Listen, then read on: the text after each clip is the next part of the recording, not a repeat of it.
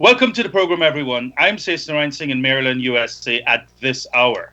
Today we'll be discussing integrity in Guyana and Gecom's role in this entire period since the passage of the no confidence motion, as duly recognized by the Speaker of the National Assembly and the majority of the elected members on that fateful day of December 21st, 2019. The pertinent question on this show today is why is Gecom not ready, and how we can help as Guyanese bring Gecom back into an environment where there is higher integrity and higher ethics in our national institutions.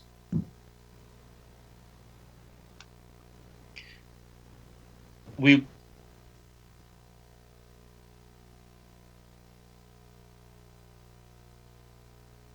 The objective impediments to GCOM holding an election within a short period of time. The greatest obstacle is the funding, is that it? Funding is one, and they did not have sufficient time to do a proper revised list.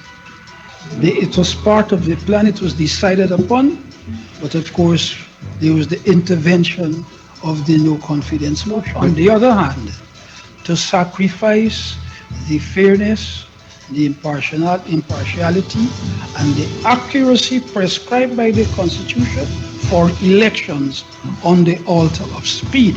It is a question of combining the two. Then we have competing values. We have attention. Yes. Because on one hand we have the 3 months, which is the same Constitution. Yes. And on the other hand we have fairness and justice and so on. Yes. And we have to see how we can balance them so that we are faithful to the Constitution. See how you can marry them.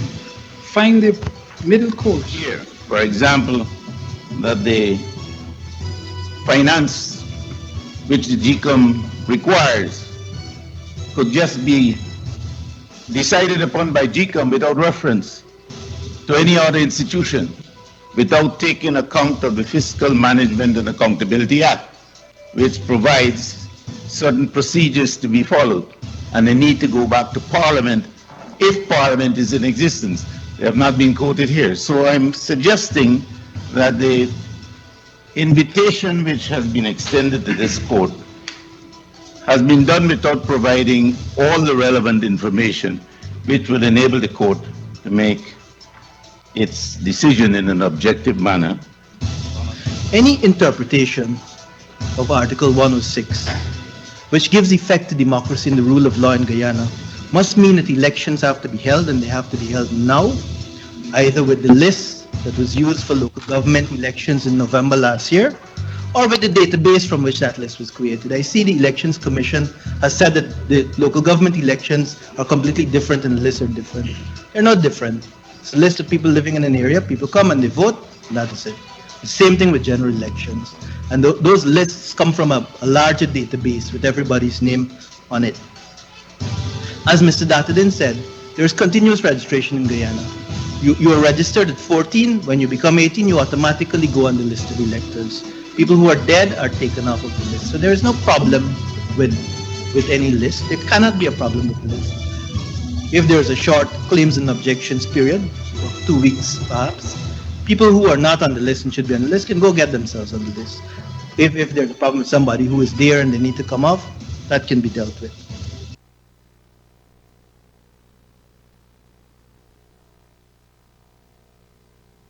Well, thank you. The official list of electors expired on April 30th, 2019. Clause 7 of the Elections Law Amendment Act number 10 of 2018, Section 7 reads, and I quote, "Where there is an interval of more than 6 months after the qualifying date with reference to the official list of electors is prepared, the commissioners shall cause the official list of electors to be revised." This is the law. And as envisaged, no time GCOM should be having a list that is not valid or available. So we have a situation in Guyana where GCOM does not have a list that is in force and valid. As the situation currently stands, Gecom has no updated official list of electors. So Gecom is basically telling the nation that it shall not be ready for elections until November 2019. As a quick reminder, we all know what happened on that fateful day of December 21st, 2018. However, Gecom was expected to hold an elections before March 20th, and it was not held. It is in this atmosphere today that we sit down with our guest on today's show to discuss the state of integrity in Guyana and its relevance to Gecom. Ladies and gentlemen, let us begin. Let me introduce my guest. First up, we have Dr. Vishnu Doerga, former president of the Georgetown Chamber of Commerce and a senior private sector official, and the chairman of a company, a very up-and-coming company called Action Investment Caribbean, Inc. He is one of the fresh new minds in the new Guyana today.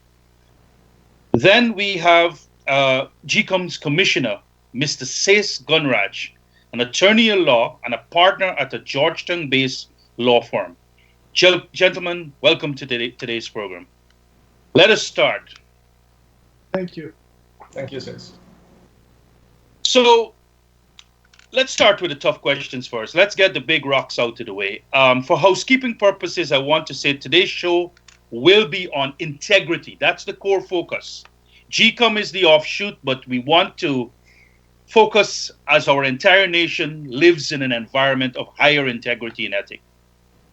Secondly, we may refer interchangeably to something called the official list of electors. Some people may call it the voters list. Others may call it an electoral roll. For the purposes of this show, it is the same list. So let us not get too technical. When we talk about a list here, we're talking about the voters list. Now to the questions. Under the law, and this is a question for Mr. Gunraj, the Gecom commissioner. Under the law, can the CEO of Gecom can he be mandated to update the list of electors? Is this accurate? Yes, it is, Sis. First of all, the legal responsibility for maintaining an active list rests with the commissioner, not the commissioners, as you pointed out earlier on, but the commissioner. And that reference is to the Commissioner of National Registration, a post held by the Chief Election Officer. Those two posts coincide with one person. That section that you read is an amendment, the 2018 amendment, which caters for a list to be valid for a period of 6 months. Prior to that, by a 2000 amendment, Act 15 of 2000, it catered for the list to be valid for 3 months.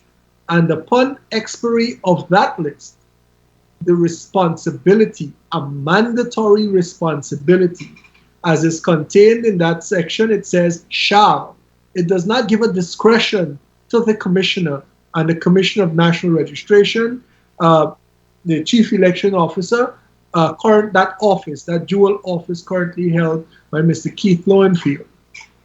It does not give a discretion to that office holder. It's a mandatory duty. And let me, if I can quickly not digress, but give some background information. That 2018 amendment to which you referred was geared to extend the life of the list from 3 months to 6 months. And it was envisaged, the thinking behind that was that there will be 2 periods of registration per year, resulting in 2 lists of validities of 3 months, 6 months each rather, so that at all material times throughout the year, you will have a valid list. So, whether that was clairvoyance or preparation on our part, particularly in light of the local government system, which requires by-elections, which requires runoff elections, etc., in the event that the councillor or resigns or dies or migrates or for whatever reason vacates his or her office, that an election can be held to fill that office. That is a much smaller. Election, but the validity of the list countrywide. Uh, it is envisaged that we would always have a list ready for the holding of elections. So do we have a valid list right now? That's the silly question. No, we do not, because the last list that we had ready was certified under that new amendment that you refer to as 31st October 2018. That was for in preparation for the local government elections, which were held on November 12th. It was envisaged that as soon as the November 12th elections were over, that we commenced another process of continuous registration, which would have yielded a list at the 30th of April. And as a consequence, that list then, thereafter, when this one expired on the 30th of April, we would have been in a position to prepare a live list starting from the 1st of May. And I don't want to go on or preempt you, but you spoke about integrity, and you wanted that to be the focus of our attention this evening. For reasons that I will not divulge now because they're a matter of public notoriety, all the contrived reasons that were put forward for not revising the list as was contemplated. It is matter of public notoriety as well that immediately after the local government elections, the chairman of the Elections Commission, Justice Retired James Patterson, was absent for a period of 2 months on account of ill health. It was during that period that the preparatory steps for the continuous registration, a new continuous registration that would have yielded a list at the end of this one, he was not available. And as a consequence, that process was not commenced. And as a consequence, when we first met, 1 month after the no confidence motion was passed, and that issue of revising the list, as we are now speaking about, and this is in January, early February I'm talking about, it was met with the response in the commission, both from senior members of the Secretariat and from other colleagues in this commission, that matter has been overtaken by time and events. Now we sit in May, having an expired list on our hands and looking at ways and waiting on the CCJ to direct us as to how we will deal with that in terms of reviving that list. So I would want to move the question to Dr. Doerga on another matter, but I just want to express an opinion, which is we have on our hands expired drugs, but the patient still has cancer, and we're expected to treat the patient with these expired drugs. This is clearly the long and short of it. But I want to move on now to the point of integrity and integrity point of view, because Dr. Doerga basically teaches business development and integrity in the private sector, and among other things. How does it, if you were the CEO, because you are a CEO in your right of a company, if you were the CEO of a country, Dr. Doerga, what would be your take on your country and you being the CEO not having a valid list? Do you think this is a normal situation? And if you found yourself in such a situation, even within your business environment where there is abnormalities, what is the first steps that people should take to get this rectified? I thank you for that question, Sase, and good afternoon to all your viewers as well. I'm glad that you acknowledge that I'm not an expert on elections and election-related material. Mr. Gunraj is the expert in that field. I've heard him speak before, and in my preparation for this particular show, I was looking at all the pieces of legislation that exists and the regulations that exist around the conduct of elections. And it is amazing the level of specificity that all of these regulations go to. And in our companies, in many cases, the good companies are usually governed by a corporate governance code that directs the directives of the organization along the line of their responsibilities and how they are to conduct themselves for the best interests of their companies. And as I was reading through this, much more reading than I had expected to do, it seems abundantly clear of exactly the path we need to follow.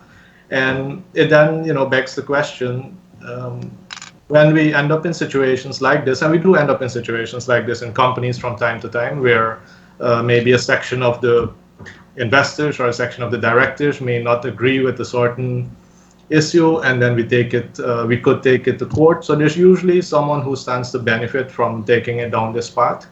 I believe that us having our legal framework, and we did go to our high courts, followed by our appeals court, and now we are at the final stage, is the path that will bring even further clarity, although in my opinion, our laws and regulations are very clear on where we should have arrived by now. It's also a wake-up call to the Guyanese population and our politicians that we have issues that we need to look at, our constitution, especially for the components that are ambiguous, so that we don't find ourselves back in this situation again in the future.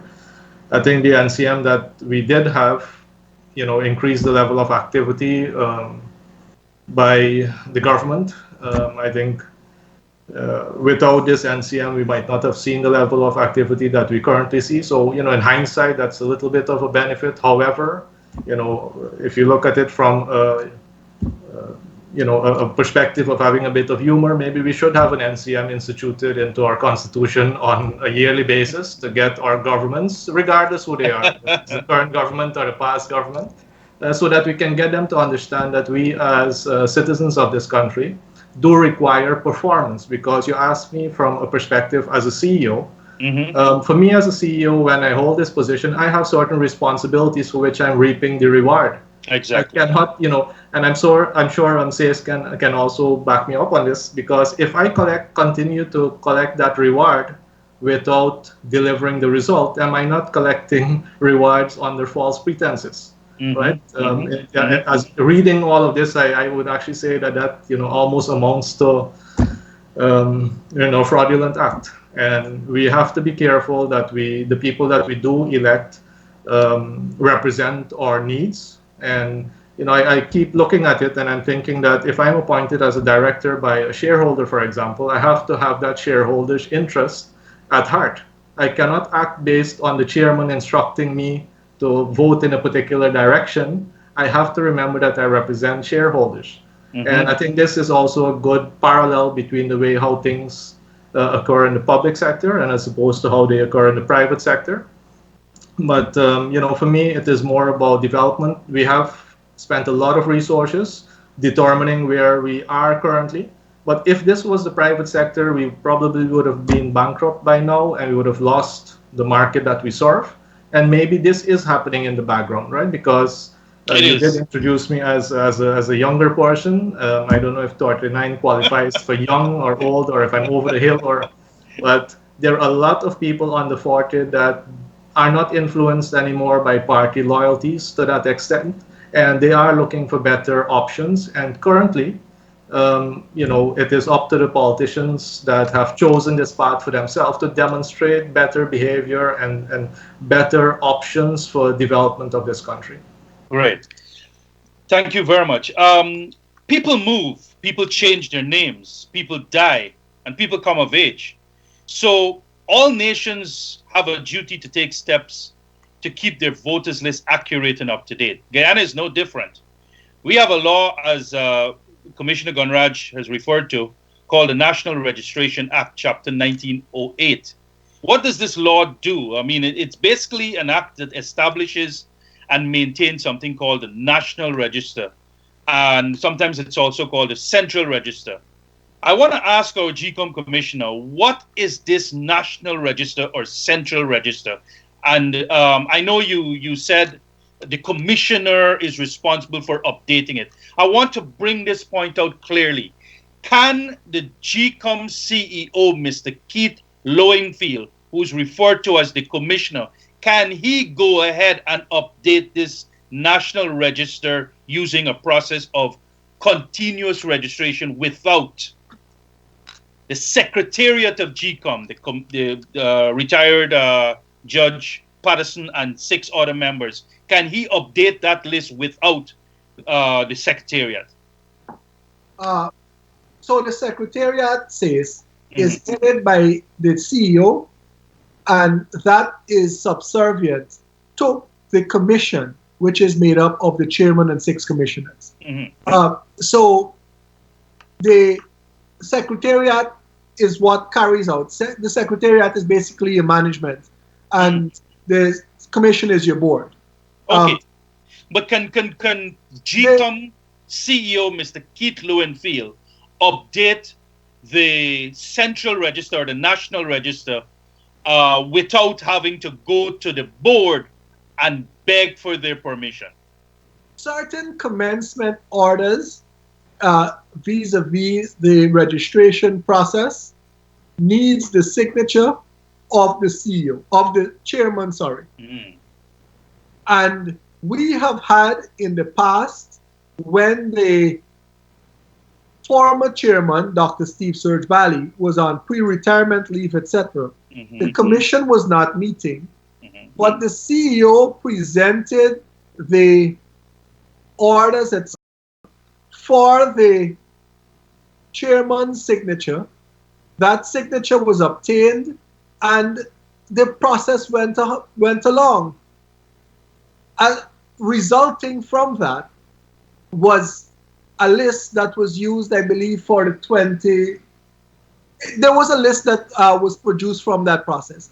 To answer your question directly, the CEO needs to have the signature of the chairman on certain orders to commence the process. Okay. So follow up. So if my understanding of the National Registration Act is this, and you're the lawyer, I'm not. So following up, basically, if the 14 years, the National Registration Act facilitates that all the 14-year-olds as at October 2018 should have been on that central register. Am I correct? Yes, you are. And good. Let me tell you quickly, earlier on in the program, you used several names to describe the voters list, etc. And now you're using the National Register, also called the Central Register, etc. Let me quickly provide some details on that so that you'll... well, it's for the public. We want to educate Guyana. Understands. There, and allow me to... Yes, please proceed. Please proceed. Respond to something that Vishnu said. I'm happy, Vishnu, that you took the time to read as much of the electoral laws that you could have. Because if more people do what you have done there, it will give persons and the interested public a better understanding.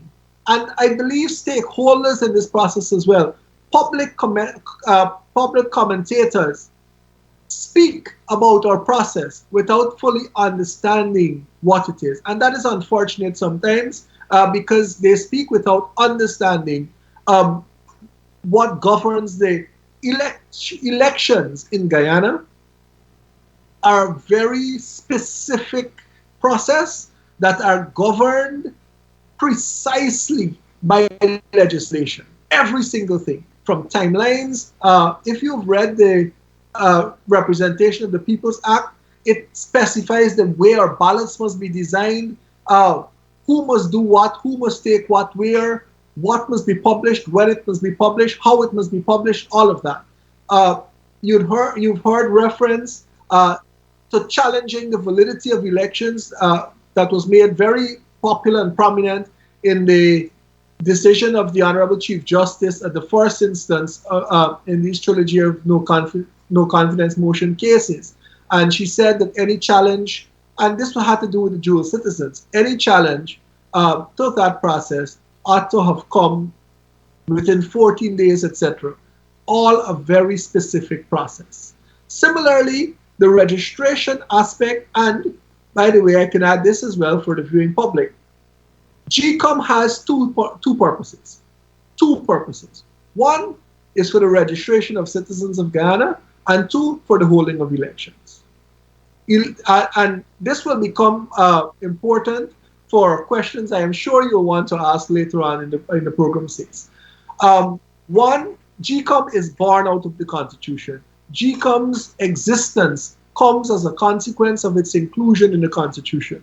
Those functions, the composition of the commission, the election, the selection of the chairman, the filling of vacancies, all of it comes out of the Constitution. Which now brings me to that aspect that I'll deal with the election aspect in a bit. The registration aspect, there's a slew of legislation that deals with how persons must be registered. It speaks to 14-year-old and old, 14-year and older persons being eligible for registration. That the persons who are captured at that age, obviously from 14 to 18, are not entitled to vote. And persons, all of the persons are captured on what is called the National Register of Registrants, the NRR, as we refer to it as. From the and any cycle of continuous registration or claims and objections, etc., that revises that list, or the legislation also speaks of refreshing that list, affects that National Register of Registrants. When you have elections, general elections, the country is divided into divisions, subdivisions, etc., and there is an extraction for the purpose of purposes of populating those divisions, etc., with the people who are entitled to vote in those divisions.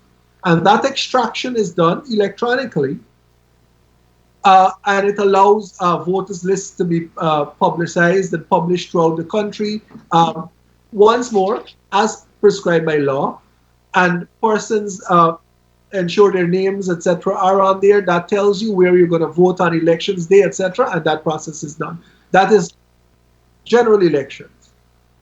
From that same National Register of Registrants, the lists that have to be generated for local government elections are slightly different, because you have constituencies which are made up by divisions, as I just said.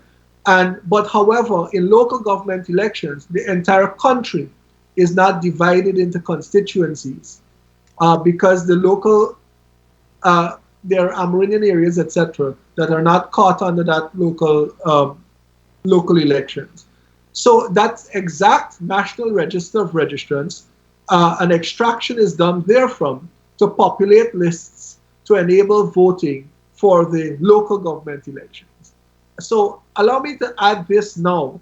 I believe it was, I don't know if it is deliberate or misinformation or improper research on the part of Mr. Marcus, Stanley Marcus, Senior Counsel, who represented the commission at the CCJ, to say that the lists for local government elections are different from those for general elections. That is totally incorrect, totally false. Wow. I just wanted to ask, so if I was 17, and I wish I was, but if I was 17 in September of last year, and because time has passed, I became, sorry, if I was 17, I apologize. If I was 17 March of last year, and March came again, and I became 18 this March, would I have been considered as being on that national register? So once you are registered, you are on that list. So fine. I'm on that list because I was older than 14, but I was 17 last year. But at this point in time, can I be considered as a voter because I've moved from 17 to 18 years? And would I be able to be captured because I've already been registered when I was 14? Yes. So why is there a school of thought that we need to do active registration because the 17-year-olds and the 16-year-olds are at risk of being excluded from the list? Once more, the specificity of our process tells who's entitled to vote. The two requirements for eligibility to vote, as are contained in our Constitution, once more, enshrined in legislation and in this state, the highest law of the land, says as long as you are 18 years old, you're entitled to vote, subject to two conditions. One, that you are registered at the, you're registered. And two, you are 18 years old at the qualifying date. At the qualifying date. So every list that we generate has a qualifying date. The qualifying date for the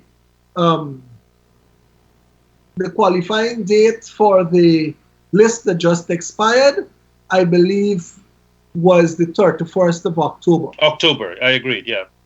The new qualifying date, had we gone through the regular normal process, we would have had another list with a qualifying date at the 30th of April.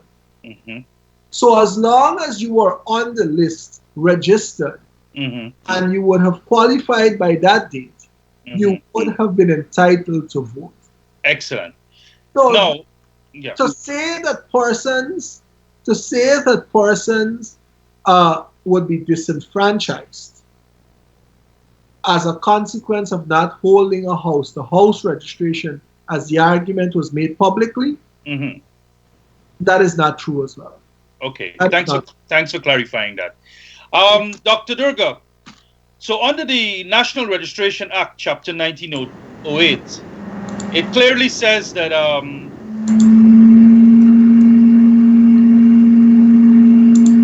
we're getting... Yeah, I can hear you. Yeah, great. Well, we're just getting a feedback. So under the National Registration Act, Chapter 1908, it was clear that Article 6.1 says that the Gecom legal officer advised a course of action. And when she advised that course of action, she basically said procedures must be put in place to ensure the revision of the list. Otherwise, the commission will be acting in defiance of the law. Now, in business, running your business, if your lawyer or your accountant advised you a course of action, since it may cause your business to be in defiance of the law, what would be your reaction as a CEO with respect to your business? Well, whenever any company hires a lawyer, it's their responsibility as well to do their due diligence to ensure that this lawyer is both competent and will act in their best interest. And if at any point in time there is any doubt, in a company, you would either have to, in a company it's simpler. You either let go of the lawyer and you go through the process again. In maybe a larger company, you would do an investigation to really ensure that is this really so? Because yes, as a CEO of a company, there may be times when I want things to go in a certain way, but if the law does not allow for that, and my legal counsel indicates as such, and it is clearly based on the laws of the country, then it is my role to understand what has been presented to me and then to take one of the options. I think, I've also looked at that particular piece of advice, and in my research for this particular show that we have today, it seemed to be in alignment with what is called for in the legislation. So again, if we have any fear that it is not so, we should, have some inquiry in terms of how we should go about coming to these conclusions. The other thing as well is that I'm also being able to see here on Facebook some questions that are coming in.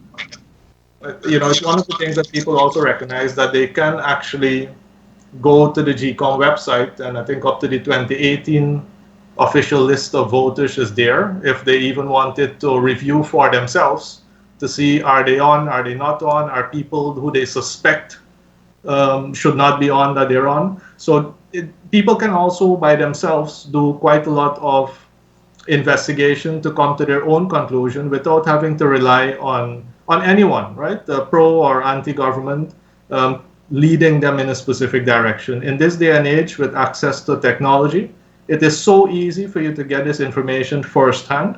And there's also a lot of speculation about, could the election be swayed one way or the other due to, I see the word used here is skullduggery. I've acted as an elections observer for the past 3 elections, starting from Barbies, where I did it at least twice there. And one of the key things, if you look at the way an election is conducted as well, at the close of the polls at 6 p.m., you have representatives of each party there, which each have to sign off on that statement of poll, which then has to be posted outside of that entity. With the technology that we have available now, and I know that some of this was used in 2015, it's not difficult for anyone in the public to take a photo of that statement of poll, and hopefully we can get to a stage now where we can process a lot of this data much faster to come to certain conclusions. So it would have to mean that your own party individuals or officials that are sitting there at that particular location would also have to agree with something going wrong in order to have to affix their signature. So, the more I look at the laws that we have in our country that are meant to safeguard our elections process, it would really take some significant act to move in a different direction. And shows like this, the commentary that we are having right now, is also part of applying pressure to make sure that those who may want to have such intentions know that there are people watching and that they're informed people as well who understand what the rules are and how we were to conduct ourselves. Excellent. So you talk about the word technology. So I want to just a couple of housekeeping things. One, I saw comments coming from Bushlot, Sahadio, Sandra from Toronto. So we're having a lot of people globally watching this issue. I am sitting in Maryland. Sase Gunraj is in Georgetown, Guyana. Dr. Doerga is in Georgetown, Guyana. And this machine is being powered by an engine out of New York City. It is an amazing reality what technology has done. And you've raised a very, very powerful point there. If every citizen in a village make it their duty to take a photograph of the statement of poll on their new cell phones. I heard a lot of the people in Guyana have 2 phones now, which is fantastic. Take it twice and just save it and then keep it there to send it forward to some central location the day after. Guyana will preserve its democracy. And that's all I think people like me are interested in is democracy. Free and fair elections, elections free from fair. Let the people speak and let the will of the people be respected. But moving on, Article 6.6 of the National Registration Act clearly states that every person who refuses to register shall be liable to a summary conviction of $16,200 or an imprisonment of 6 months. So because of Gecom's inaction to do what some youths, do you think it would be fair, or are youths of Guyana now subject to imprisonment if they're not registered? I mean, let's assume each one of you are not registered. Do you think it is right for you to be imprisoned because you could not have a chance to exercise your rights and hence you caught in violation of the law? So I'll ask both of you this question because it's a question on ethics, integrity, and following the rule of law. So the question is, should people be exposed, whether by their own action, to imprisonment because Gecom is failing to register them right now, using a process of continuous registration? So let's start with you, Dr. Doerga, and then we'll move to I Mr. would Gunraj. actually want to defer this to SACE because Okay. I think it's clear on what the procedure is. So, yeah. No, Okay.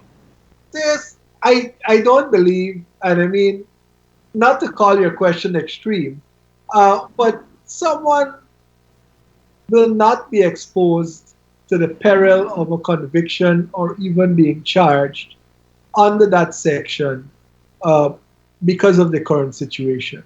The failure of GCOM to refresh the list as is contemplated does not render that a person Okay. liable, etc. However, I want to refer to that same section and connect it to my earlier comment about your eligibility to vote. We have heard all of this talk in support of house-to-house registration, being that persons under 18 or who have now come of age would be disenfranchised because they would not have been registered. I am happy that you have pointed out that section of the legislation because people are now complaining about their own default. If you exercise your civic duty, which is enshrined in law, with the with penalties attached, and you have failed and or neglected to so do, and now come and cry that you are unable to vote because somehow you missed the registration bus, that will be relying on your own default, which ought not to be countenanced. Agreed. So Those persons who are complaining, those persons should be penalized. exactly. You have So done civic duty and registered at 14 years old, then you'll be on the National Register of Registrants. and you'll be allowed to vote. So that's an entire process of code of conduct. So lawyers basically have code of conduct that they adhere to. Lawyers, accountants, engineers, every one of the professional doctors have a code of conduct that we adhere to. So what about the duty to act under the law? How does it translate to your role on the GCOM board? I mean, is there anything the 6 members and the chairman can do individually and as a collective to get GCOM to act in accordance with the law? So, says one of the tenets of is to respect and obey the law. I mean, it's a non-negotiable. The law is not there for decoration. The law is not there for use when it suits your whims or fancy. The law is there for all, and it ought to be followed at all material times. I say that to say that the positions that have been espoused thus far, and I mean these have gone on ad nauseum.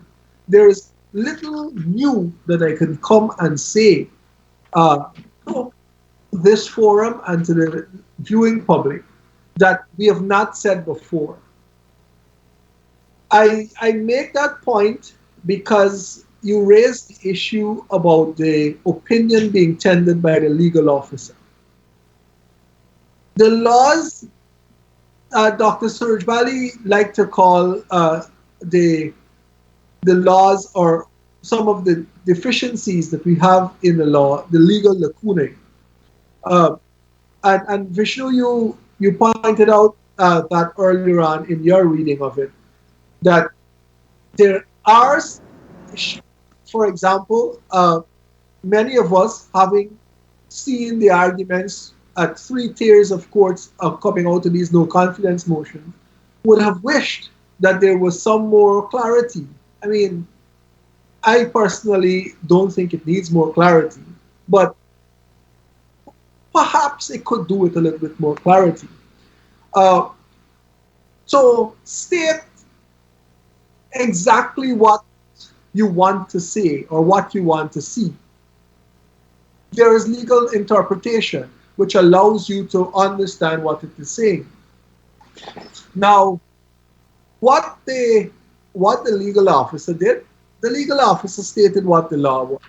It may not accord with your view, it may not accord with my view, it may not accord with a third person's view, but the law is the law. Whether you agree with it, whether you disagree with it, the law is the law and it must be followed. If you're unhappy with it, then non-compliance with the provisions of the law is not the option.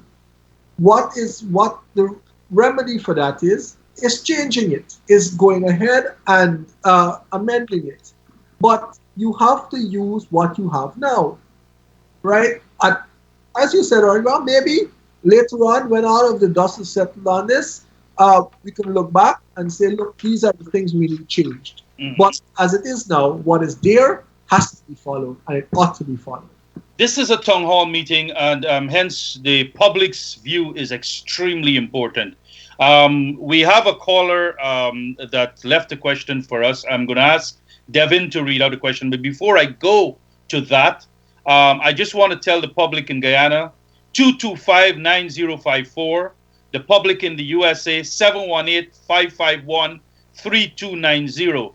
Those are the numbers you can call in with your question. We are open to allowing you to come on live.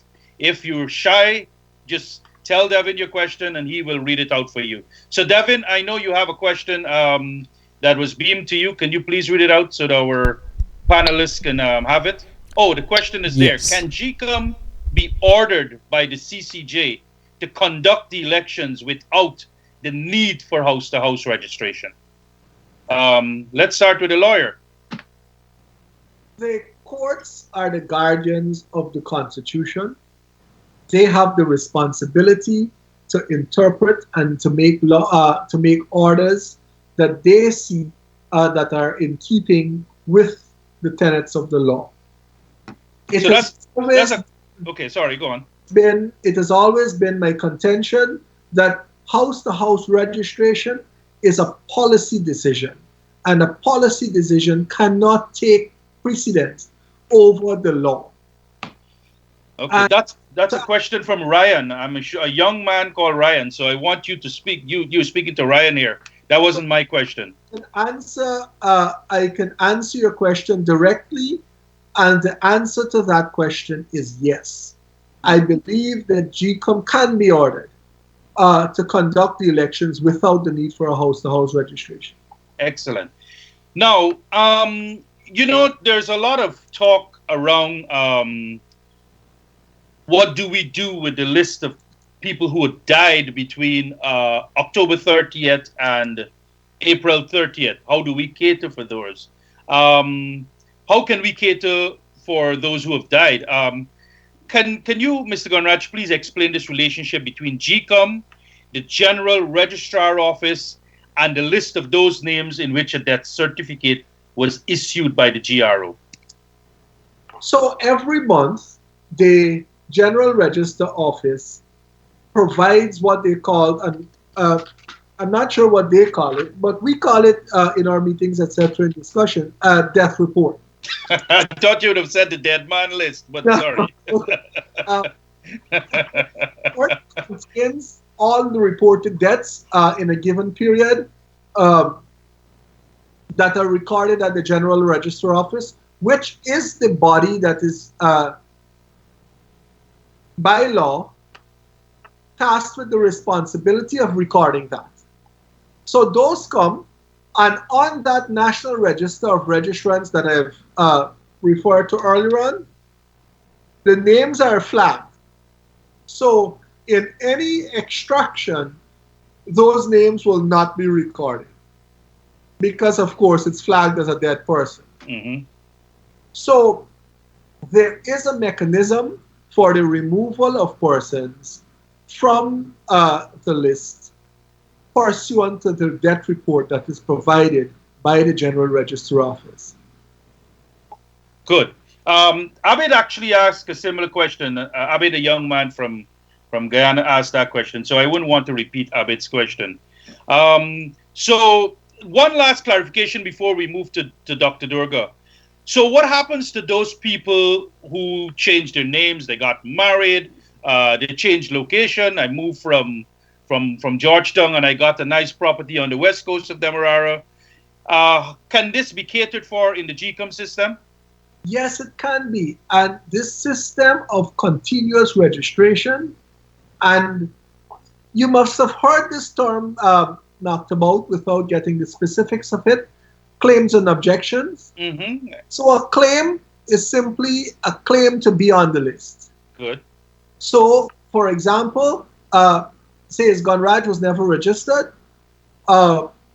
I am entitled to be registered, and of course the list of requirements are also a very finite list of requirements. I'm entitled, I present myself to a Gecom office during a claims and objections period, and I claim to be registered. I make a claim to be registered. An objection, I see, well, I don't want to call Vishnu, but I see John Jones on the list, and I know that John Jones died. Or I see John Jones living at 79 Hatfield Street, and 79 Hatfield Street is an empty lot because I work at 78, then I can make an objection to that. So there's a process for inclusion and there's a process for removal. And the removal or inclusion is not willy-nilly.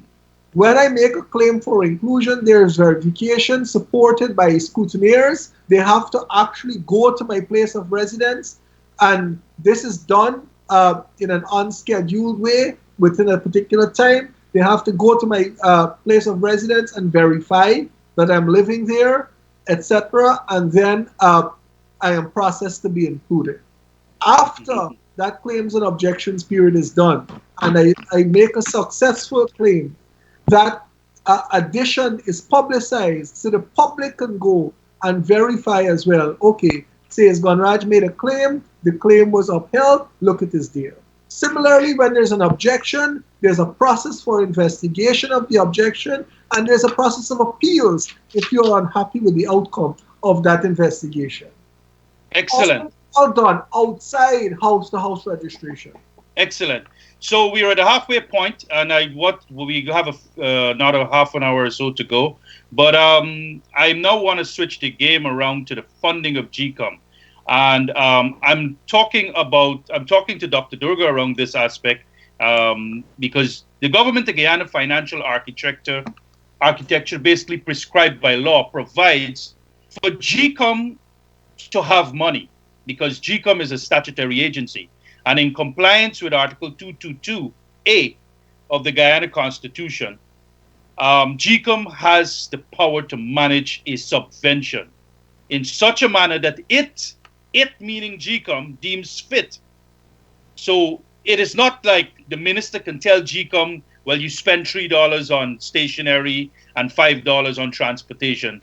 That's Gecom's business. Gecom is known as a statutory agency. They're entitled to a call on the Treasury, and once they get that call via the national budget, nobody has a right to tell them how to vary that call.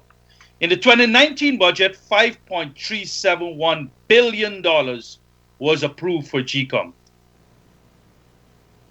Dr. Doerga, you told me that you were an independent observer in the Private Sector Commission scenario in previous elections. So you would have been exposed to the scale of operations of previous elections. So $5.3 billion is a lot of money. Isn't that enough money to start the operations of Gecom in preparation for a list and being compliant and ready at all times to fulfill its two duties?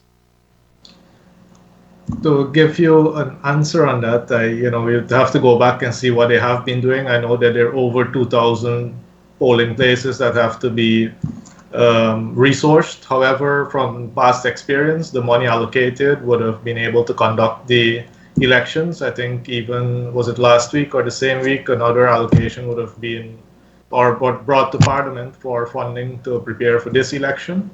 We also have to be careful that we don't, we put in good attention on this particular matter right now. Things are being discussed that maybe have not been thought about before. But this, in my opinion, being more of a problem solver than analyzing and sticking with the problem, I think um, for me it doesn't make sense for us to be this focused when the solution is so clear of how we need to move forward in order to develop this country. If we were to take all this attention and actually plot it into how do we actually have a national economic development plan where all our sectors, we clearly know how the impact of sugar will impact our mining industry and how oil and gas resources need to be allocated in order to drive up our GDP growth, then I'd say, this country would move so far ahead.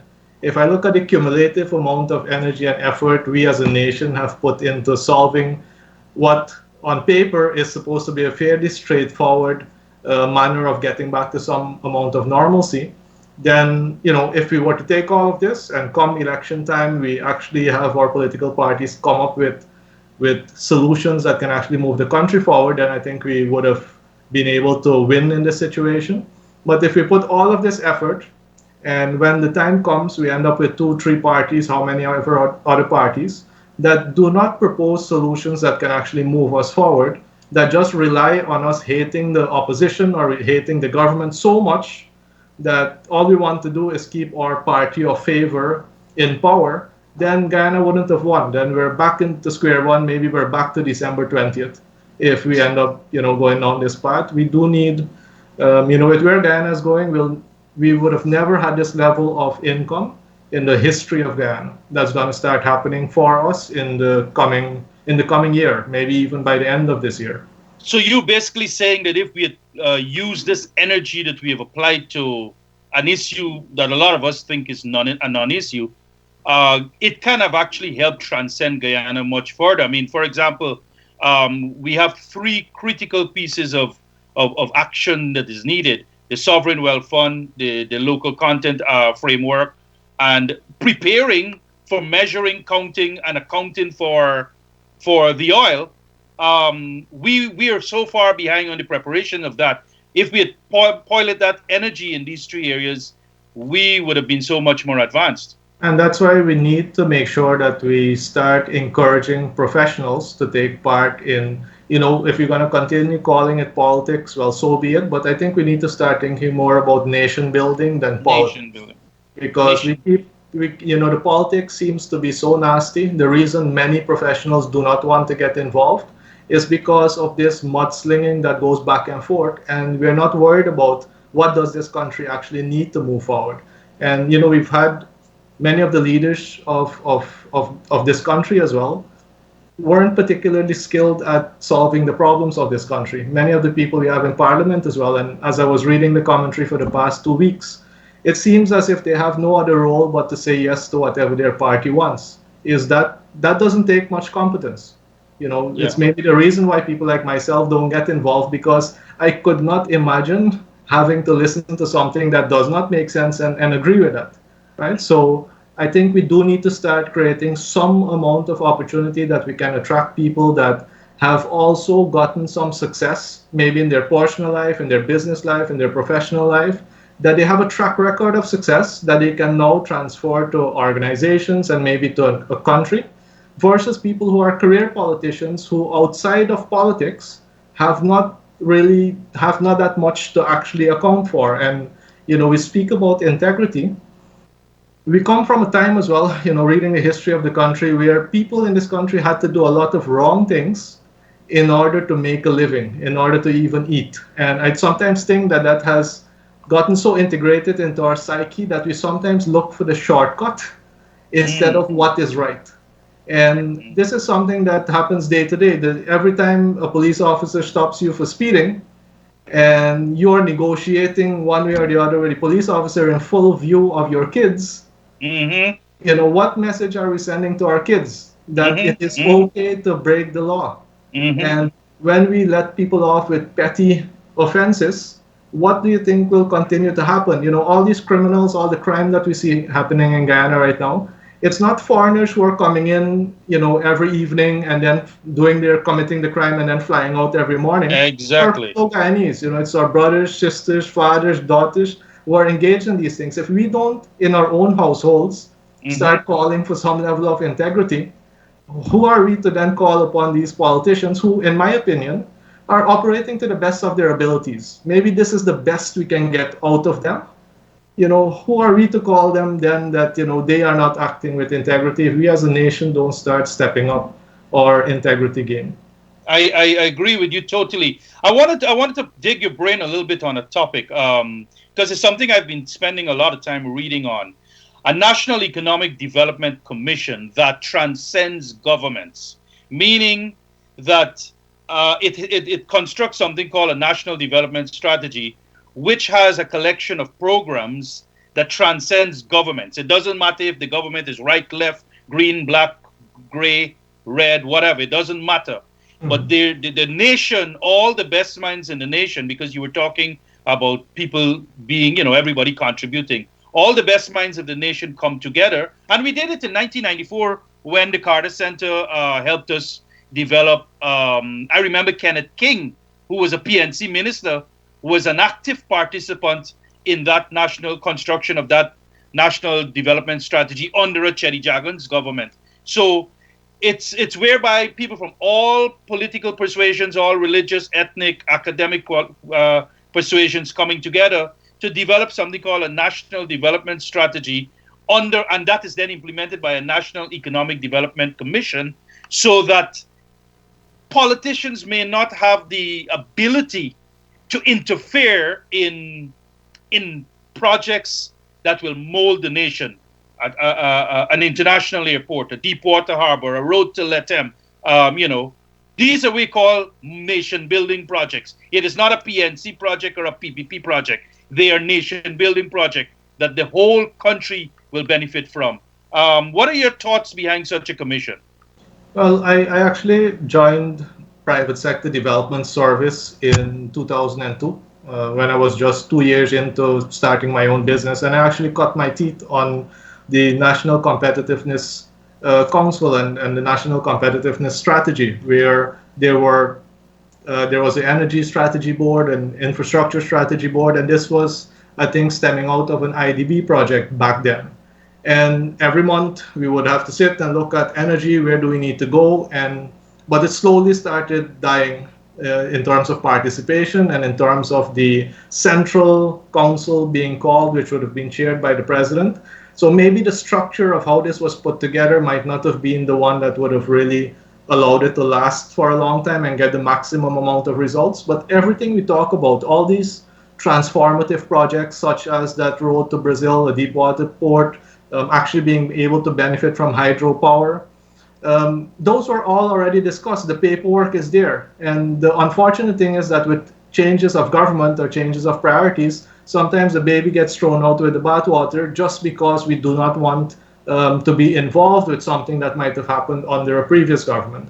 We do need to start thinking 20, 30, 50 years ahead. Agreed. We as a nation decide what basis are we going to sit on, how do we want to develop our economy so that the resources of this country can last for many generations. At the pace that we're going at, it would be a miracle if our kids benefit from the resources that this country was blessed for if we don't start doing it in a proper manner. Now, what will this take again? I'm always thinking of solving the problem. What will this take? Will it take professionals who know better to come together to start promoting this?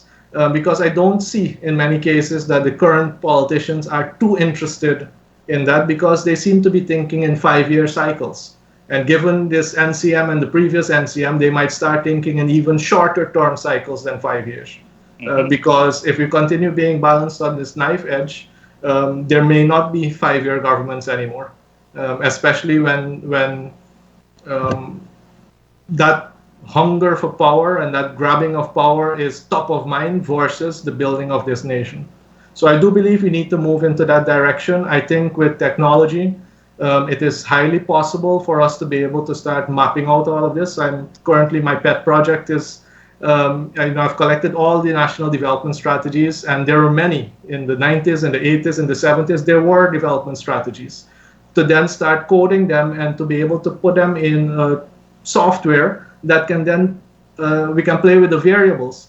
I was at a training that really allowed us to understand what local content could mean for this country. And the econometric modeling that took place that showed that with this level of barrels, we'll need these particular skills and we'll need to have this earnings coming in and channeled in this particular way. The technology exists.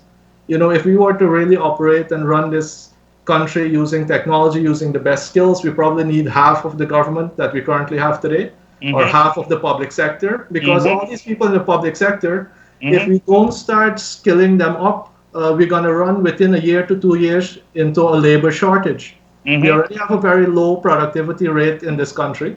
We're going to end up in a situation where we don't have enough money, and then we don't even need to worry about local content because we will need to import people in order to do the jobs that will be required to move this country forward. So there's a lot to think about, but if we don't start doing this in a manner that we're all involved, we will always have people who feel disenfranchised and who will then start working against national development. All right, you have a question on the screen. The Constitution says after, I can't see, okay, the Constitution says after a no confidence motion, and this is a question from a guy called Motilal. The Constitution says after a no confidence motion, Gecom must hold elections in 3 months. This means that Gecom should always be ready to hold an elections in 3 months. Is that accurate, Commissioner? Yes, it is. And for the very reasons that I've said earlier on, insofar as the preparation and the vision that we had for the existence of a list at all times, etc., that goes an extremely far way in ensuring that that is met. But I want to get back to your original question in relation to funding, because the solitary note I have on my notepad in front of me, even before you started, was funding. Now, there was a much vaunted position in 2015, shortly after the current administration assumed office, that it moved the status of the Guyana Elections Commission from a budget agency to a constitutional agency. What that meant was that the Guyana Elections Commission has a direct draw on the consolidated fund. The funds are made of, and this is all catered for under the Fiscal Management and Accountability Act. Now, I spoke earlier on about laws being laws and being there to be adhered to and not for decoration. This position was a great position, but it must be juxtaposed to the position of the past, where the Guyana Elections Commission basically got what the Guyana Elections Commission wanted. Whenever, for all the years that I'm aware that the PPP was in office, whatever the Elections Commission wanted, because I believe the thinking behind that was not to deprive the Elections Commission of resources, because it is viewed as a very important part of the democratic process. This move to formalize that by, I believe it was Act 4 of 2015, meant that Gecom was now in a privileged position and ranked along with the judiciary, ranked along with the audit office, etc., that there is no fetter on the funds. And that Fiscal Management and Accountability Act dictates, one, that when those funds are made available to the agency, then that agency spends those funds as it sees fit, in keeping with its programs and the necessities of its mandate. It also says that within 1 month of that sum being appropriated by the National Assembly, the entirety of that sum ought to be made available to the Guyana Elections Commission. It is well known that the budget was passed before the no confidence motion. I think it was sometime in November or early December. This appropriation to Gecom was made prior to the reading of the national budget. if serves me correctly. And up to March the 8th, when the entire commission met with His Excellency the President, the Chief Elections Officer was able to confirm to His Excellency that that sum has not yet been made available, the entirety of that sum had not yet been made available to the Commission. So, first of all, there is a breach of the law right there. Secondly, that large sum of 5.7 that you spoke about contemplated, admittedly, the whole a house-to-house registration. But in the law, we speak about novus actus interveniens, meaning a new action, a new event occurred. That is the no confidence motion. We've had that sum voted for the Guyana Elections Commission. What is more important? A house-to-house registration, which, as I said earlier on, was a policy decision, or compliance with the supreme law of the land, that is the Constitution, which is more important? And there is only passing reference, and I saw reference to this being made by Senior Counsel Ralph Ramkaran in his article this morning in the Stabrook News today. There's only passing reference to house-to-house registration legislation. The legislation speaks to methods for refreshing the list, and house-to-house registration is not listed among those.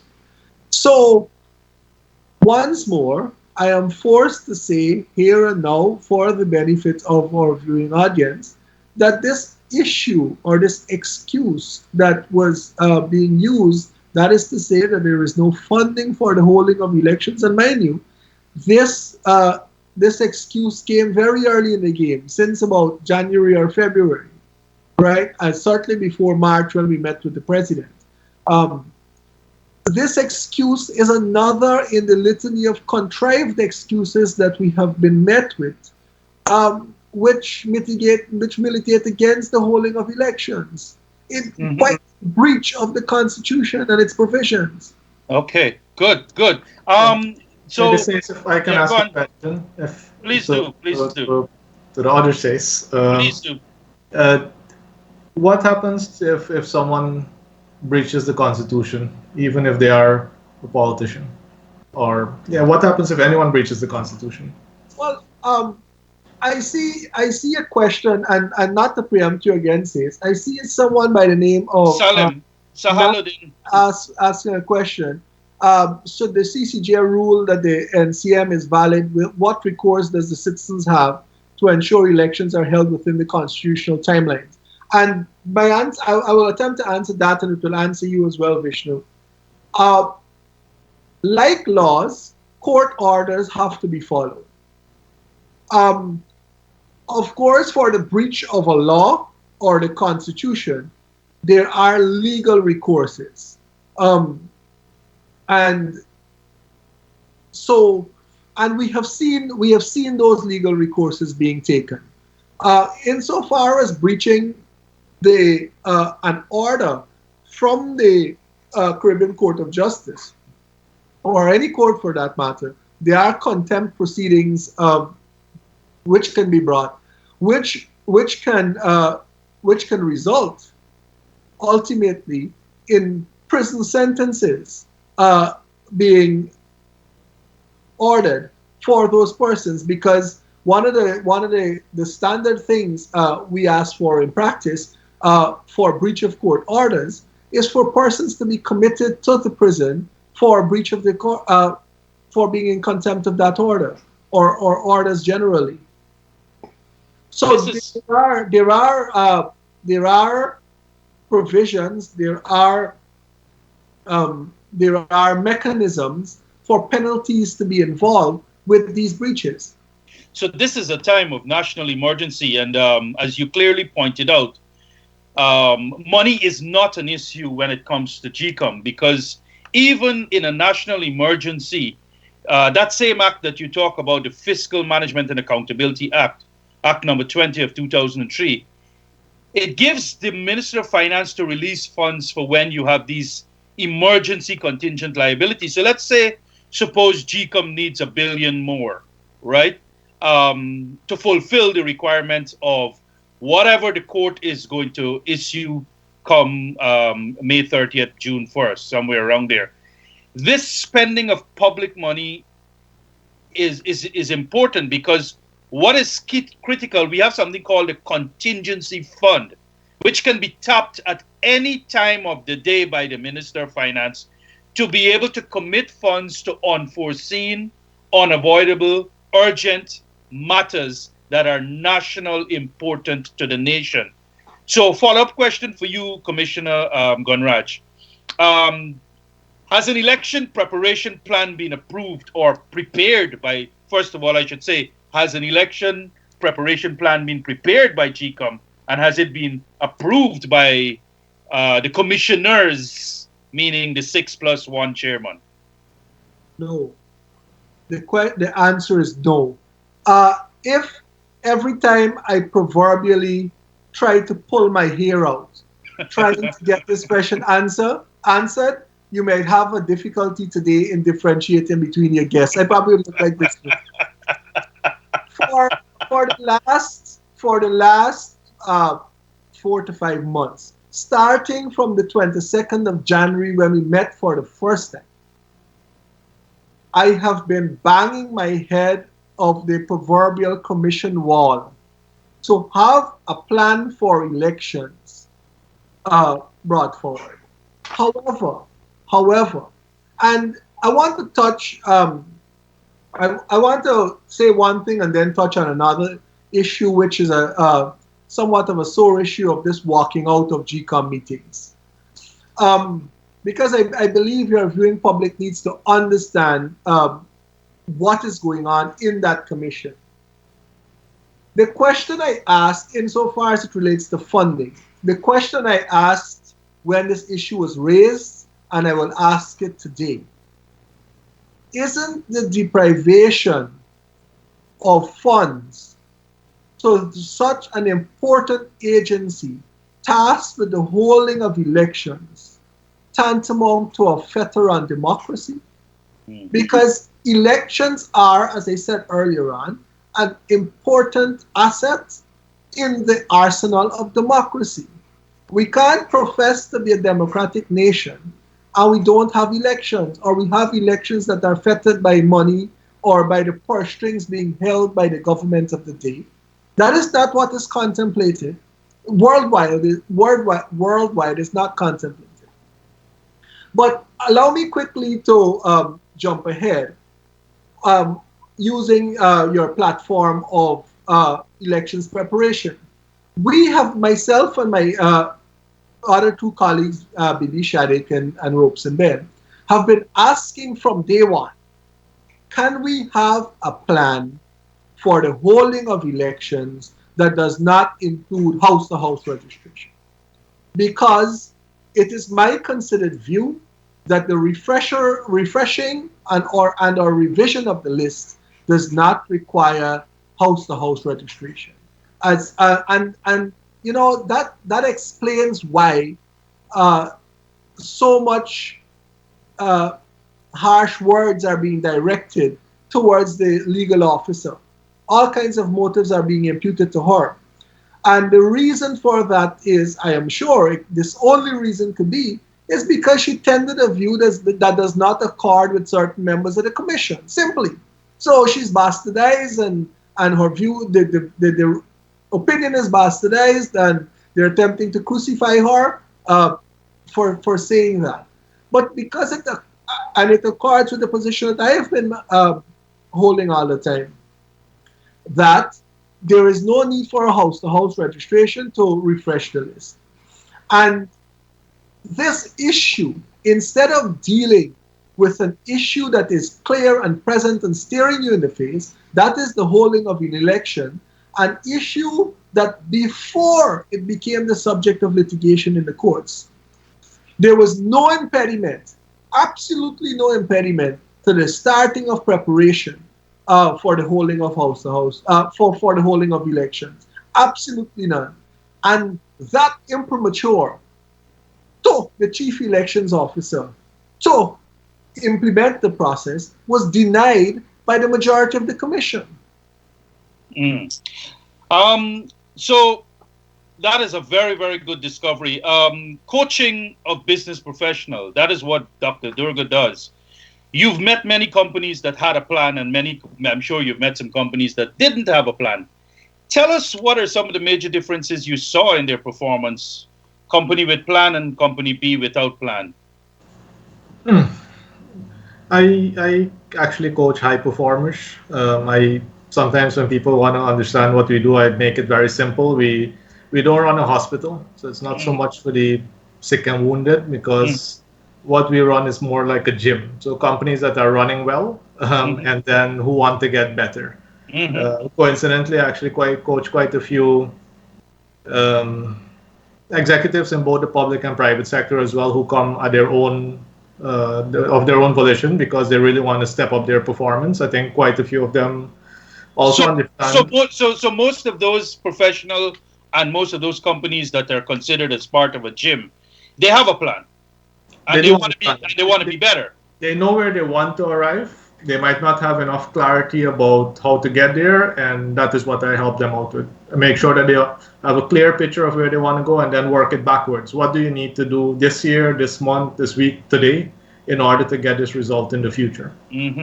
So they have a roadmap of where they want to be. But the hospital cases definitely don't have a plan. Right now, it seems like we're dealing with a bit of a hospital case, because the remedy for this thing that we're in right now is clearly prescribed. It could have been administered, and we could have been on our way to actually build a proper nation. I agree with you, Vishnu. We have a plan, and that plan is enshrined in the law. Yep. We know where we have to go. It is just for the will of the will to get there. Because you know what? This is not our first rodeo. This is not the first. I've been at the Ghana Elections Commission since 2015. When I went to the commission, the date for the 2015 elections had already been announced. I went there in February of 2015. So it was basically jumping onto a moving train, and took a lot of catching up and to understand what was happening, understand the legal framework, understand the policies, understand the implementation of those. I say that to say that from 2015 to now, I've gone through 3 elections. Not a lot changes in terms of the preparation, in terms of the policy, and like every right-thinking individual or normal person, you'd want to learn from mistakes, you'd want to fill loopholes that you see along the way, change policies, etc., which you think will enhance the process. And we have tried, at least I have tried, to advocate for that as far as possible. So we are at that place where there is a plan. We are at that place where we know what our destination is. There's a roadmap already there. It is just a matter of the will to populate it and to take the necessary steps to ensure that that ultimate objective is achieved. And unfortunately, that will, for whatever reason, is sorely lacking. Gentlemen, sorry, go on.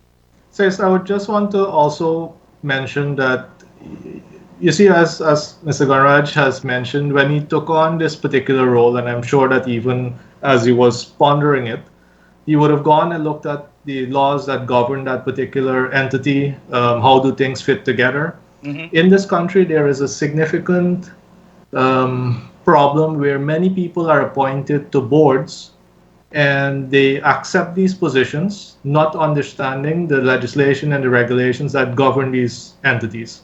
I myself was appointed as the chairman of the National Bureau of Standards, which is a semi-autonomous body as well. But before I did that, when the call came in, am I interested on behalf of the private sector, I said, please send me first the act that governs it, send me the minutes of what's happening so that I can understand what I would be getting myself involved in, and to determine if I have the capacity to serve there. The whole aspect of corporate governance as well, to understand that when you're at the policy level, you don't reach into the day-to-day. You don't reach into the executive part of how an organization runs. You meet once a month or once a quarter. You take a look at strategically where has the organization come and what is needed in order to carry out the mandate. Decisions are made. Generally, the CEO or the ED reports to that board as well, so they get instructions of how to move on. But in many of these entities, and I've done this now almost across the country, you have people who are being appointed, in some cases because of loyalty as well, but they don't really understand the laws that govern the entity that they serve.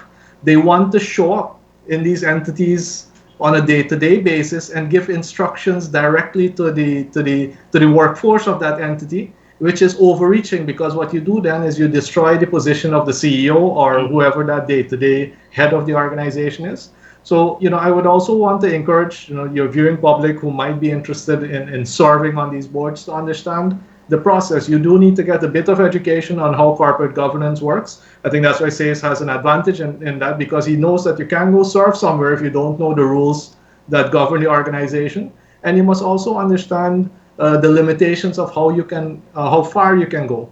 And another weakness we also have is, I'm hoping that Mr. Gunraj doesn't suffer from this as well. But across this country, for many of the boards that I've served in, the policy level, because once you're a counselor or commissioner or whatever you call it, you're at the policy level, it's very poorly rewarded. So in many cases, these people are not paid anything at all, or they might be paid a stipend of 5,000 or 15,000. I'm really, really hoping that SACE is receiving far more than that. But it is really lacking. And then how do you get professionals to get, hour, 2 hours, 3 hours of their attention on a monthly basis to really be focused and to serve the organization? Because when you sit at the board level, it's not the 3 hours that you show up for. The amount of reading that, for example, you have made me do just to be present here today, that is the type of reading you have to do before every board meeting to make sure that you're aware of the matters at hand, well informed, so that you can really function at that level. So anyone who's listening who is either in such a position or might be in the future in such a position, please understand the responsibility that you have on your shoulders. Gentlemen, we've at the time where we're going to be wrapping up. We are 6 minutes away from shutdown. But we have a poll that Devin will read to us. Devin, can you tell us the poll, and then I'll get the final word from our guest. Sure. The question is, should Gecom conduct continuous registration or house-to-house registration? 87% of the online audience voted continuous registration and 13% voted house-to-house registration. Thank you very much, Devin. Well, there you have it. Dr. Doerga, you're on. You've made a very, very important point. Commissioners and policyholders should not get involved in the day-to-day affair of an organization. Your closing comments. My closing comments are, even on the poll that you just mentioned as well.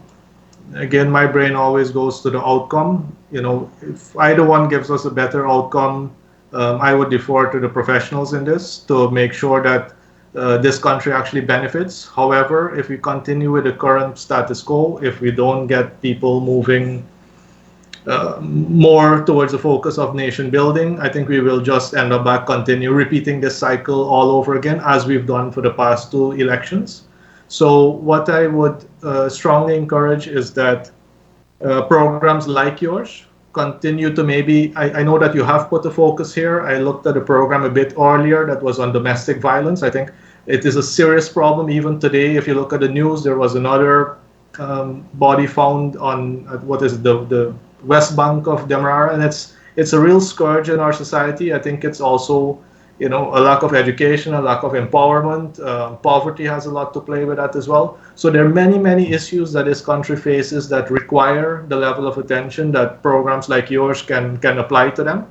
So I'm hoping that even after we finish this election saga, that we then move ahead and even during, to put attention to the issues that really require us to really move them forward. I would like to thank you for the opportunity to be here. I'm also very interested in living and working in a very stable economy. I deal with investors on a daily basis. That is my professional skill, my endeavor. And the biggest question they keep asking is, what do I believe about the political stability? And then very closely followed is the crime situation in Guyana. So, and what do I can't lie to these investors. You know, if they go to the government, they might hear the rosy story. If they go to whoever, but I have to let them know that what some of the implications are of not having stability in government, what some of the implications are around security, because these people would be leaving their home countries and they're coming in with capital, they're coming in with their knowledge. They don't want to be risking their lives, right? And unfortunately, Guyana is still the type of place where you are to some extent risking your life doing business and even living here. And this is something that we really have to address, even if it's not for those foreign investors coming in for our Guyanese, because I believe our Guyanese deserve to live in a country that they can sleep at peace at night, Mm-hmm. and to be able to work and gain an income and spend that income as best as they see fit without having to worry about losing their life. So thank you very much for the opportunity. And Mr. Gunraj says, you have educated me a bit more on all that reading, and it's really good. We need to understand what we're talking about, and this has also been very educational for me. Thank you. Thank you very much. Any final word, Mr. Sase Gunraj? Yes, Sis. First of all, I'm grateful for this opportunity because, like I said earlier on, sometimes people hear the song bites and they do not have the opportunity to get the proper explanations as to what is really causing the situation. Everyone is there almost on a daily basis. At least 1 to 2 dozen people ask me, when are we going to get elections? If they have a few moments more to engage, they may be interested in the details. But at the end of the day, as I said earlier on as well, elections are an important part of the democracy, the fledgling democracy in which we exist. And the situation that we have found ourselves in now, whereby elections are mandated by the Constitution as a result of a no confidence motion, that is being frustrated.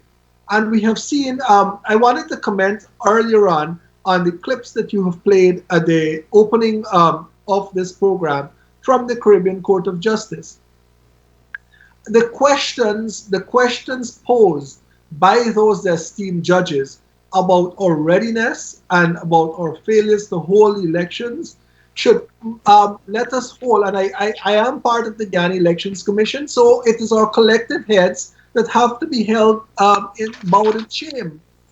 But it is my hope as well that in the coming few days or weeks, the sooner the better, that there'll be a pronouncement from that apex court in our judiciary, and that this process can be done, and that we can go back to living our lives as citizens do for the rest of the 5 years, 3 years, whatever it is, that is outside of the election cycle, because it affects business.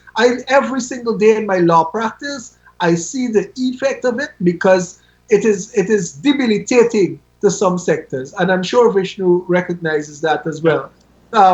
Some businesses are closing down as a consequence. Industries are shutting down. But you know what? The sooner we have these elections completed, I believe that it will have people return to some sense of normalcy, and that we can. And I'm grateful for this opportunity, and I hope that in some small measure, collectively and individually, we were able to pass the message on and enlighten some of the viewers or our viewers on the issues at hand. And I thank you. Thank you, Sase, and thank you, Vishnu. Thank you all. So Dr. Doerga said professionals are asking about our political stability. Mr. Sase Gunraj says the situation is debilitating to businesses in Guyana.